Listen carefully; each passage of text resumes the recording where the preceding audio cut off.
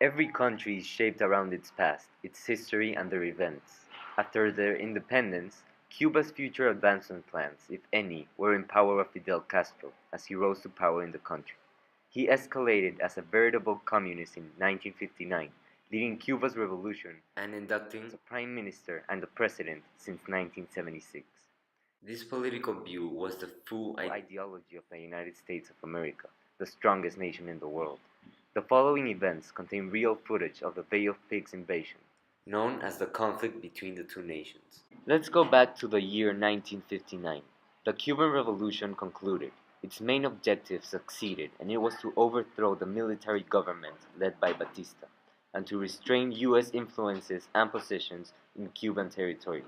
This was Fidel Castro's speech when gaining control over Cuba after its revolution. U.S. ambassadors have been running Cuba too long, and that foreign interest will be allowed to stay here only as long as they benefit the country. Therefore, the country's economy will be re-established immediately. There will be good wages and good prices for our people. The United States, in defense of all their investments in Cuba, responded. This was JFK after he took the presidential role in the United States in 1961. As the President of the United States of America, the nation wants to address that at the beginning of 1959, United States companies owned about 40% of the Cuban sugar lands, 90% of the mines and mineral concessions, 80% of the utilities, practically all the oil industry, and supplied two-thirds of Cuba's imports. However, we do not intend to take any actions with respect to the property or other economic interests which American citizens formerly held in Cuba, other than formal and normal negotiations with a free and independent Cuba.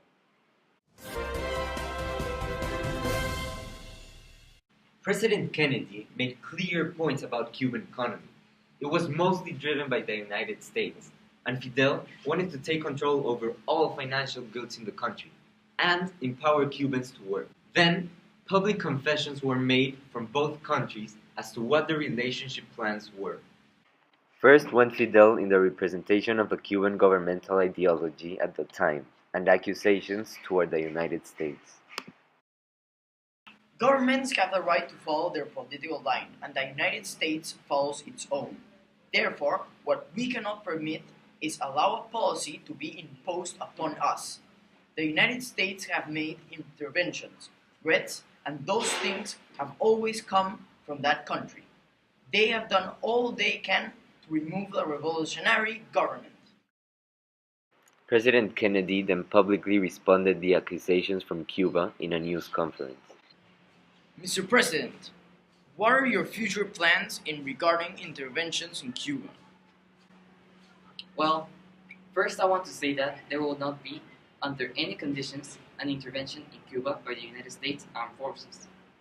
And this government will do everything it possibly can, and I think it can meet its responsibilities, to make sure that there are no Americans involved in any actions inside Cuba.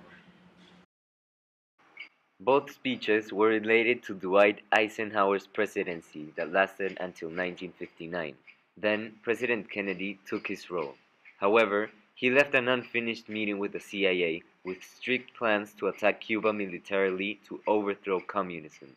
The decision was now in hands of President Kennedy, and after his public speech, he retook the CIA meeting for further conclusions on the open case. The United States can't permit the expansion of Fidel Castro and the communist ideology. I will proliferate the probability of a full nuclear war against Soviet Union and Cuba, who has become our official enemy. Mr. President, the given public speech representing the nation states the opposite. Our top priority is the safety of our nation and citizens. That can be ensured by the extermination of communist ideologies. We have to plan the Bay of Pigs invasion that will represent our attempt to dispatch the communist ideology in Cuba. The previous speech addressing our retirement from involvement in Cuba served as a distraction strategy.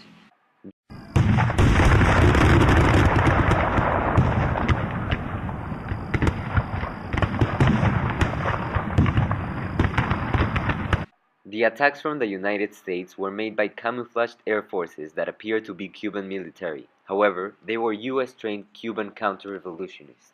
Their bombs failed their mission to overthrow Fidel Castro from positions of power in Cuba and to exterminate the communist ideology. Not only has this been one of the raddest fails in US history, but it has also carried on in Cuba's history. The relations between the two countries have pertained for long. Fidel Castro remained president until 2008, where he gave his position to his brother. Due to his government, the country has an expectancy delay of 50 years in current society. However, new peace and trade agreements have been signed between the two countries, hoping for the development of Cuba.